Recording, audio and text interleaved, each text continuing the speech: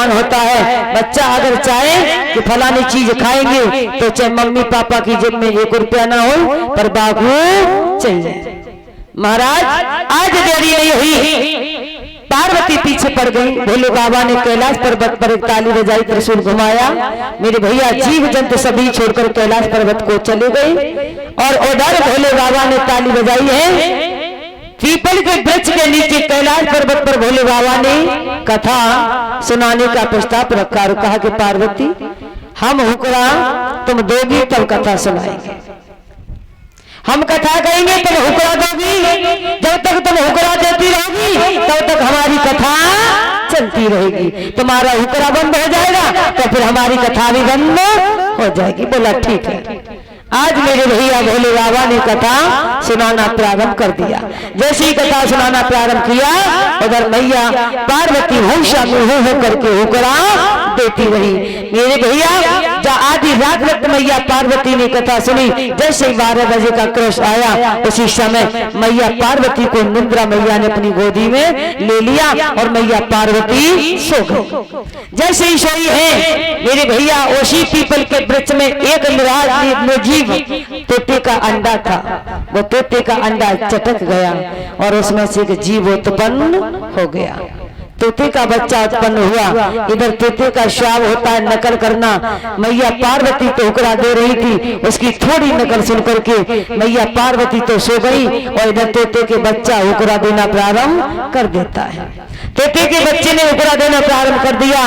अब तो हो करके तोते का बच्चा हुक्रा दे रहा है। महाराज जैसे ही 3 बजे मैया पार्वती एकदम नींद से जागी और कहने लगी पिया कथा कहाँ चल रही है, जो कहीं कथा कहाँ चल रही है। श्री भगवान शंकर कहने लगे मैया पार्वती ये बताओ इसका मतलब तुम सो गई। बोला ज्यादा ना पिया, ज्यादा ना। बोला थोड़ी। बोले बाबा ने कही पार्वती तुम सो गई जावात को मुझे कोई मनाए, लेकिन मतलब तो जावात से है तुम सो गई। ये हुक्रा कौन देता रहा, हुक्रा कौन देता रहा। श्री पार्वती ने कही मुझे ना पता और बोली कोई कथा नहीं सुन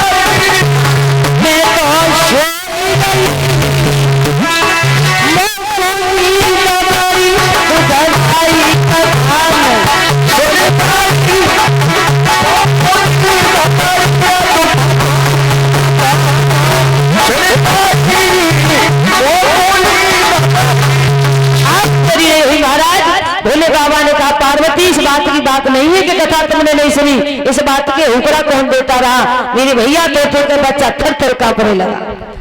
डर के मारे तोते के बच्चे ने एकदम ऐसी उड़ान भरी, तोते का बच्चा आगे आगे। इधर भोले बाबा ने अपना तोते के बच्चे को जैसे ही देखा त्रिशूल उठाया, उठाकर पीछे पीछे भागने लगे। आगे आगे तोते का बच्चा, पीछे पीछे भोले बाबा। ये 3 लोग 14 भवन में भागा लेकिन किसी ने नहीं बचा।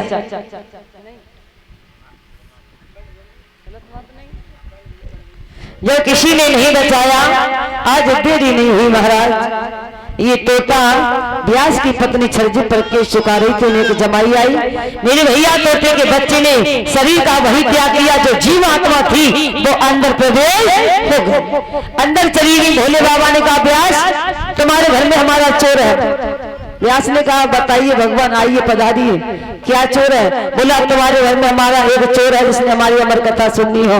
भोले बाबा ने हंस करके जब ये कही है, श्री व्यास भगवान ने हंस करके जवाब दिया और कहा